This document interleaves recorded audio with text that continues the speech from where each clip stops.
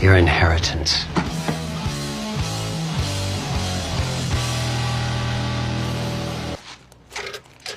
How much? Another pound. She wasn't lying. Your mother swore that she would make sure you kids were taken care of after she was gone, and she did it. This is her gift to you. No way. Nope, it's getting flushed down the toilet. Fuck it is. Hey, hands on. Give me the meth. Nobody flushes $70,000 worth of maternal bequest down the drain. Wait, how much? A pound of high-quality methamphetamine, which this clearly is, worth 10 grand on the street.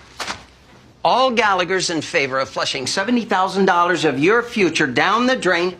Raise your hand. This is ridiculous. Come on, raise them up. If you want to lose $10,000 each, raise them up. Come on, put up your... Flip, Ian. I don't know, maybe we should